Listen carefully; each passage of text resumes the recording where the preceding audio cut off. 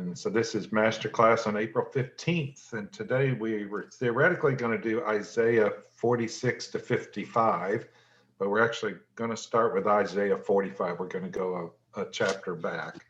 But before we start, I want you all to know I had a coffee this morning with a friend who was with his friends this week, and one of them died in an accident. And one of his best friends, I had another friend who found out he had cancer this week, and it's made me realize that every time we see each other, it may be the last time we see each other. So I want to make sure I tell each one of you that I love you and I appreciate you, and I am so glad that you spend your time with me from time to time. I really do appreciate all of you and think of you frequently. So do not want to be remiss in that.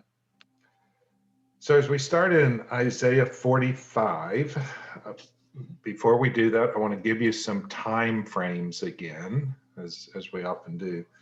So as we have talked about, Isaiah prophesied from about 740 BC to maybe 700 BC. Okay, 740 to 700. In the middle of his prophesying, the northern kingdom was taken over by Assyria in about 722 BC. Okay, so those are the things going on while Isaiah is prophesying. Then it's going to be somewhere in the early 600s, almost 100 years later, when Babylon takes over from Assyria for the dominant power, and then takes the southern kingdom into captivity. They take the southern kingdom into activity in 586 BC. So let's say you're 100 years plus or minus from Isaiah to the exile by Babylon, when Babylon takes in. So what we're getting ready to read in Isaiah, most people think is prophecies about Cyrus the Great in Babylon.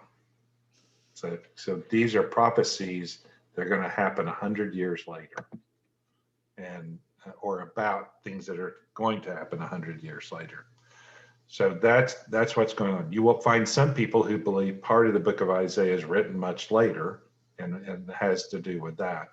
But for our purposes today, we're going to think about it as being prophecies that Isaiah is putting forth to Cyrus the Great. So that's where when we pick up in Isaiah 45, it's talking about, this is what the Lord says to his anointed, to Cyrus, whose right hand I take hold of, to subdue nations before him, and to strip kings of their honor, to open doors before him, so that the gates will not be shut. So God is saying in here that he is using Cyrus as his tool to control the nations. And so we shouldn't be surprised that that's what's going to happen. And we get, and all the way through chapter 45, he is talking about Cyrus, he's talking about Babylon and what's going to happen. And then and when we get down to verse 22, he talks about that he is the one that people have to turn to. So in verse 22, turn to me and be saved, all you ends of the earth, for I am God and there is no other. By myself I have sworn, my mouth has uttered in all integrity a word that will not be revoked. Before me every knee will bow, by me every tongue will swear, they will say of me, in the Lord alone are deliverance and strength. So that is also a prophecy for Jesus, as we remember, every knee will bow before Jesus. So we talked about that a little bit the other day. Now we go into Isaiah 46, and he's talking again about the gods of Babylon. Now this is a prophecy before Babylon becomes the great empire. They are an empire, they do exist, but they're not the big bad empire at the time like Assyria is.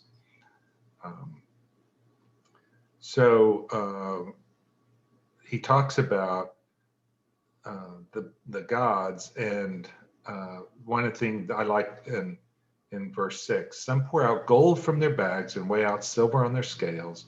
They hire a goldsmith to make it into a god, and they bow down and worship it. So we see that kind of talk about idols quite a bit as we go through the other prophets, that God continually makes fun of them. They make their own idols and then they bow down and worship to them. Mm-hmm. And, that seems so silly to us that we would never do such a thing. Only we do it all the time. Mm-hmm. We just, but we make fun of them because they do it in a different way than we do it. But God is making it clear to them, he is the God, not their false God. And then he gives them some words that are very important to a lot of people. A lot of Christians today will rely on these words, starting in Isaiah 46:10. I make known the end from the beginning, and from ancient times what is still to come. I say, my purpose will stand, and I will do all that I please. From the east I summon a bird of prey, from a far off land a man to fulfill my purpose. What I have said, that I will bring about. What I have planned, that I will do. Those sorts of verses lead a lot of people to believe that everything is foreordained and foreknown by God to the smallest detail. So that is one view that you can have of God, that he does even the smallest details. Another way to look at this, I think, is it's somewhat poetical in the sense that God will accomplish his plans. That's for sure. But he doesn't necessarily control every detail all the way. He knows what the end result's going to be, but he's not controlling every single thing in between. So how your view of God works there is, I think, actually pretty critical. And I know my friends and I sometimes will talk about this, and I have friends that believe God pays attention to every single thing, and they'll rely on verses like this, that he knows every hair on our heads, and some others to say God's controlling every part of my life, everything I do, every decision. He already knows what I'm going to do. Find some parking places. Yeah, like he finds, I prayed for a parking place and he made one happen. Really, I mean, we have friends that talk like that and think like that. I think that's pushing it a little far, but anyway, we do have some verses here like that. Then we get into Isaiah 47, and already Isaiah is prophesying that Babylon will fall. So we read it in Isaiah 45 that God is raising up Babylon. He's raising up Cyrus and Babylon, but Babylon will fall. And obviously that does happen at some point. So when we go through verse 40 or chapter 47, it's typical that he's talking about the fall of Babylon. Then when we get into Isaiah 48, he's talking about Israel, and he has switched topics when we get to chapter 48. Listen to this, you descendants of Jacob. You are called by the name of Israel and come from the line of Judah. You take oaths in the name of the Lord and invoke the God of Israel, but not in truth or righteousness. You who call yourselves citizens of the holy city and claim to rely on the God of Israel, the Lord Almighty. So there's a couple of things that are interesting there. And one is in verse 1, why does he use come from the line of Judah? Why does he pick out Judah out of the 12 tribes? And many, many people believe that is because that's a reference to Jesus, that Jesus is going to come from the line of Judah. But I think it's also interesting that he talks in verse 2 about the Israelites. He makes fun of them in a way. He said, because you claim to rely on the God of Israel, but you're not really doing that. So that's an accusation that he talks to him, and then he goes and talks to do such things as worship the false idols that they've made. He goes on to talk about for the rest of the chapter his power. Now I'm moving through here pretty quick because this is we're going to get to some verses I think that require a little bit more study than this. But there is one of the verses that I think is interesting is verse 22 of 48:22. There is no peace, says the Lord, for the wicked. Have you ever heard anybody says there's no rest for the wicked? So that, I think that may be the verse that comes from, and that it's pretty interesting.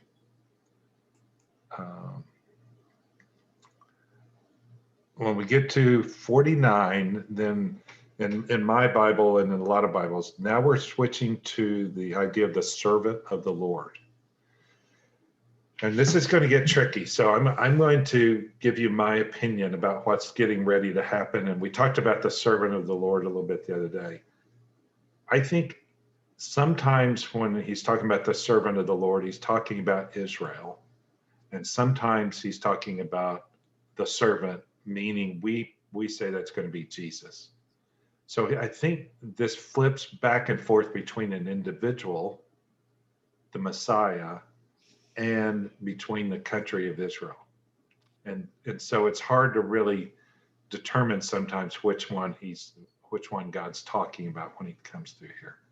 So the Jews will think about that the servant of the Lord will tend to be the nation of Israel, where we will tend, and the Messiah, and we will tend to think of it as some the nation of Israel, but more about Jesus. And so just watch when we go through here, and you'll see that. So now let's start in verse 1 of 49. Listen to me, you islands, hear this, you distant nations. Before I was born, the Lord called me. From my mother's womb, he has spoken my name. He made my mouth like a sharpened sword, and in the shadow of the hand, he hid me. He made me into a polished arrow and concealed me in his quiver. He said to me, you are my servant, Israel, in whom I display my splendor.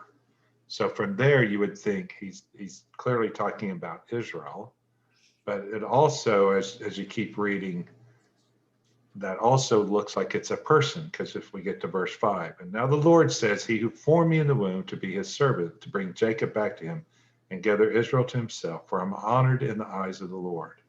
For my God has been my strength, and he says, it is too small a thing for you to be my servant, to restore the tribes of Jacob and to bring back those of Israel I have kept. I will also make you a light for the Gentiles, that my salvation may reach to the ends of the earth.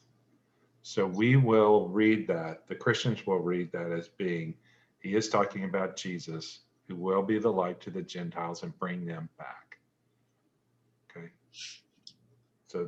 So that we think is prophetical to have to do about Jesus. Dropping on down to verse 8. This is what the Lord says, in the time of my favor I will answer you. In the day of my salvation I will help you. I will keep you and make you to be a covenant for the people, to restore the land and to reassign its desolate inheritances. In other words, this is a messianic provision where the Messiah is going to come to then bring back the nation of Israel to restore the covenant that they had with God, the Abrahamic and the Mosaic covenant. And that's what the servant of the Lord is going to be doing. And that's why I think at that point he switched to his servant and individual.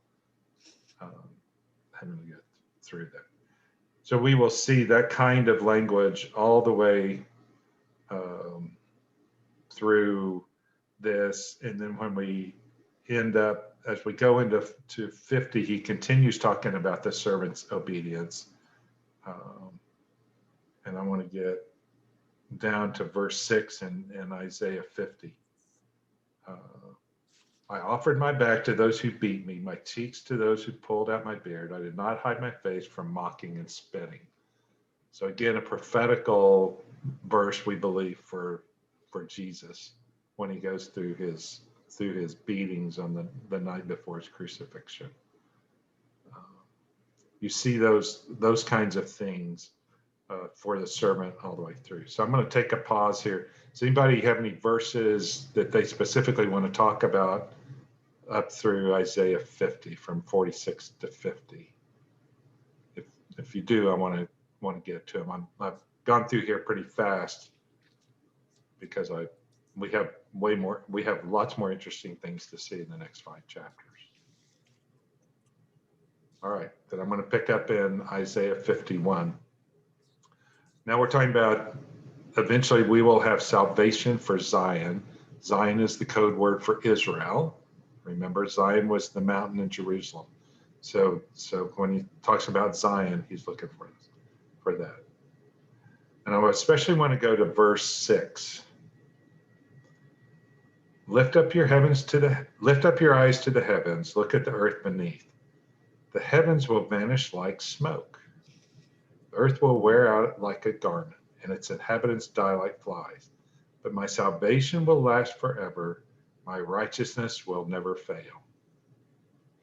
So we have talked over and over about eventually what's going to happen is the heavens are going to disappear with a roar. Remember, the elements are going to melt in the heat, the earth and the. So we'll learn that in 2 Peter 3, and then also in Revelation 21. So this I think he is talking about the ends of time. When he's referring to the exact same thing, and it's a little oblique in the reference, but it is kind of interesting that it sounds a whole lot like 2 Peter 3. And in fact, I referenced that. You probably don't remember, but I referenced it in when we did Revelation and talked about the second heavens. I made mention back then that Isaiah had even prophesied this. So we'll get through there. Then when we read starting verse 17, talking about the cup of the Lord's wrath, sounds a whole lot like Revelation. And these are end of times types of prophecies, not only having to do with that time, but I think in the future also. So now I'm going to reach on down to Isaiah 52:7, which is toward the day when Israel's going to be saved. How beautiful on the mountain are the feet of those who bring good news, who proclaim peace, who bring good tidings, and who proclaim salvation, who say to Zion, your God reigns. Okay, does anybody remember those verses in the New Testament? So Paul pulls these verses out and uses them to talk about people who go to the world and tell about Jesus. How beautiful are the feet of those who bring good news, talking about Jesus. So again, these are language that Paul especially brings out specifically. Which brings us to Isaiah 52:13.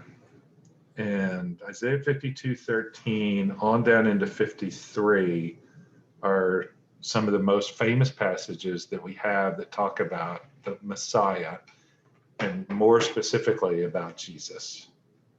And this is a place where you would see, again, if you were talking to Jews either in that time or this time, they will say this is like they're talking about a Messiah to come or about the nation of Israel, where Christians will say these are obviously prophecies about Jesus. Okay, so see my servant, I'm in Isaiah 52:13. See, my servant will act wisely. He will be raised and lifted up and highly exalted. Lifted up, as we say that, as being on the cross.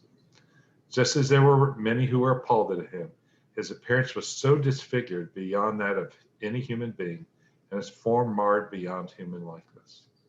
So he will sprinkle many nations, and kings will shut their mouths because of him. For what they are not told, they will see, and what they have not heard, they will understand. And continuing, and remember when this was written, there wasn't a chapter break here, so this would just be a continuance. Who has believed our message, and to whom has the arm of the Lord been revealed? He grew up before him like a tender shoot, and like a root out of dry ground. He had no beauty or majesty to attract us to him, nothing in his appearance that we should desire him. And I do think it's interesting that in the Bible, there's really nothing about the appearance of Jesus, what Jesus looked like. Have you ever thought about that? if he was being read about today, the very first paragraph in an article read today would be, what does he look like? But there's nothing in the Bible that gives us an idea. So many people have taken that to be, well, he's nothing special to look at. And then they refer to this prophecy as prophesying that to be true. He was despised and rejected by mankind, a man of suffering and familiar with pain, like one from whom people hide their faces. He was despised and we held him in low esteem. Surely he took up our pain and bore our suffering, yet we considered him punished by God, stricken by him and afflicted. But he was pierced for our transgressions, he was crushed for our iniquities. The punishment that brought us peace was on him, and by his wounds we are healed. So those are obviously for us, we use those verses a lot to talk about the crucifixion time period. Verse 6, and this was one of the very first Bible verses I remember learning as an adult. We all, like sheep, have gone astray. Each of us has turned to our own way, and the Lord has laid on him the iniquity of us all. And obviously, throughout the New Testament, Jesus is talked about as a shepherd, and we are his sheep. Verse 7, he was oppressed and afflicted, yet he did not open his mouth. He was led like a lamb to the slaughter, and as a sheep before its shears is silent. So he did not open his mouth, which he did not do before Herod Antipas. By oppression and judgment he was taken away, yet who of his generation protested? For he was cut off from the land of the living. For the transgression of my people he was punished.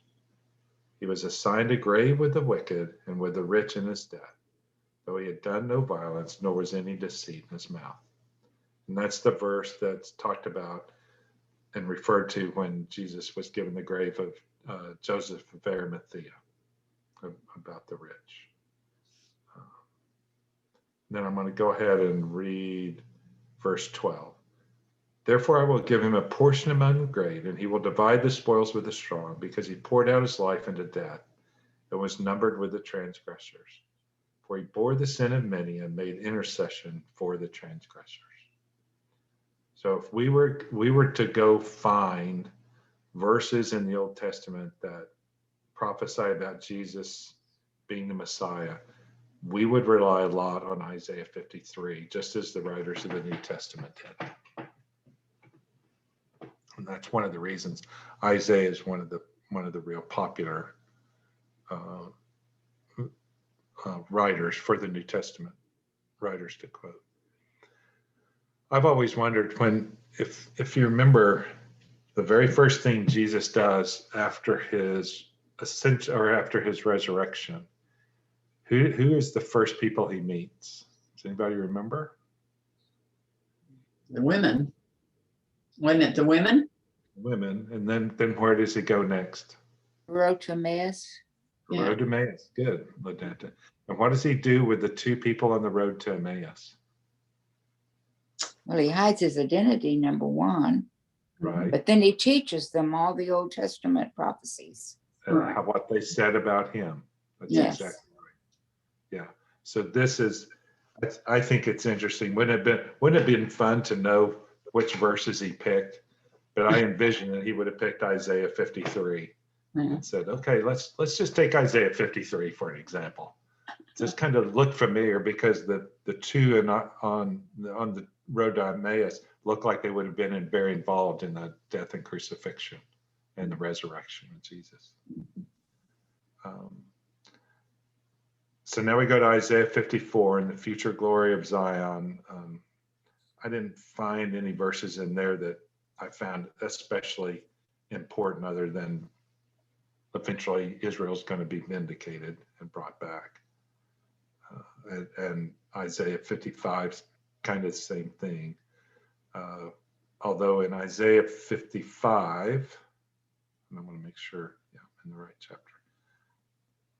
We see some verses that are very important again for many Christians, starting in verse 8. For my thoughts are not your thoughts, neither are my ways your ways, declares the Lord. As the heavens are higher than the earth, so my ways are higher than your ways, and my thoughts than your thoughts. And many people come back to that verse a lot to just say, I don't get it, but I'm gonna chalk it up to the fact that God gets it and I don't, and I'm just gonna be satisfied with that answer, which sometimes I think is a really good way to think, that we just don't have the facts and we don't have the thought process to understand why things happen the way they do. Sometimes that's not a very satisfactory answer for people who are suffering, but I do think that's the case. I was just thinking about those verses this morning when my friend told me about the accidental death of his friends. It's just, we just don't get it, but we don't have enough information and facts. And then we have in verses 11 through 12, some verses that again are very important, mostly in 11 is specifically what I meant. Talking again about what God desires to happen will happen, that his plans will be accomplished. So in 55:11, so is my word, actually let's go up to 10 to continue from verse 9. As the rain and the snow come down from heaven and do not return to it without watering the earth and making it bud and flourish, so that it yields seed for the sower and bread for the eater, so is my word that goes out from my mouth. It will not return to me empty, but will accomplish what I desire and achieve the purpose for which I sent it out. And I've heard many missionaries use this. I've heard churches use this to say, our job is to put the message out there, and God will use it to accomplish his purpose. Sometimes that means people will come to baptism. Sometimes it means they just get to hear the word. We don't know what it is, but if we will help spread the word, that it will accomplish what God desires, that our purpose is to spread the word. And I love verse 12. You will go out in joy and be led forth in peace. The mountains and hills will burst into song before you, and all the trees of the field will clap their hands. Now, obviously that's poetry, but I also believe it literally. As we've talked about, and we will talk about more on Fridays when we talk about what there's going to look like when it's rebuilt. Nature is waiting. Nature is waiting for Jesus to come back. And isn't it going to be awesome? We think about, oh, we get to go be with Jesus and so forth. Can't you imagine what it's going to look like? You look out your door and the trees are clapping their hands and everything in nature is going, finally, we get rid of all these humans and we get to be what God made us to be. We get to worship God ourselves. So I'm not a pantheist by any means, but it's verses like this that I just think are going to be amazing for us when things are restored the way they're supposed to be. We're just going to be amazed at what nature is and what nature could have been. Verse 13, instead of the thorn bush will grow the juniper, instead of briars the myrtle will grow. This will be the Lord's renown for an everlasting sign that will endure forever. What cool stuff. I'm not going to have to worry about crabgrass. I'm not going to have to worry about weed. Everything's going to be awesome in our lives.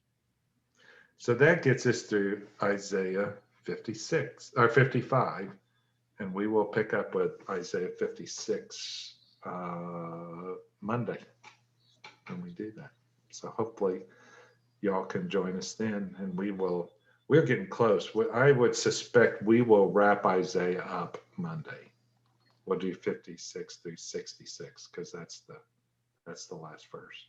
So you will have gotten to go all the way through Isaiah in a quick survey, and you'll understand all sorts of things about Isaiah from now on. We may use next Thursday as a wrap up too. I can't remember. I'll be traveling to Dallas next Thursday. I hope, LaDanta, to go see my baby, my grandbaby. So you're on mute, LaDanta. Wait, you're on mute. Let us hear you. I said, I'm going to Norman today to see my baby, but she's She's soon going to be 11. Oh, that's cool. She's in a play tonight, a school play, so I'm going to go watch it. Oh, that'd be fun. What play do you know? No, I don't. It's some kind of a history. My granddaughter's homeschooled, so it's a bunch of homeschoolers, and it's about the history that they've been studying. I think they're all supposed to be in character of that good. character, and they didn't tell me which character she is, so it'll be fun. I'm laughing because the last time I did that was when Meredith, so Meredith is now 25, but when she was about 12, they had to do the same thing. But all the kids in school had to pick a historical character and be that character, and they lined them up and the parents came through. Meredith decided she wanted to be Wilma Rudolph, who was a black sprinter in the Olympics. Oh, that's cool. She made a That's darling cool. Wilma Rudolph. But that wouldn't go over today in today's society. No, she couldn't do that. That's too bad. And that's too bad. Yeah. All right, everybody. I'm gonna get out of here and go have a lunch at the Hamlet. Ah. Who are you lunching with today? Earl Smith. Earl is a friend that works for Stacy Kimes at the Bank of Oklahoma. So I'm looking forward to it. Good. I've Well, have learned a a lot. good weekend. I've learned a lot from Earl. His wife has what's it called when you can't sleep at night? Narcolepsy.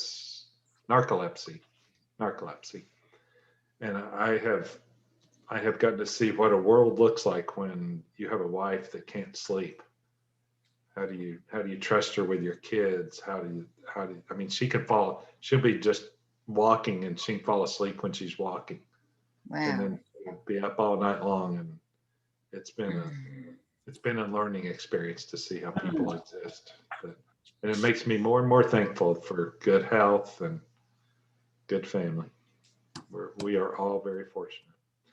All right, I will end that up on that. Love you guys again. Have a great day, and tomorrow we will do.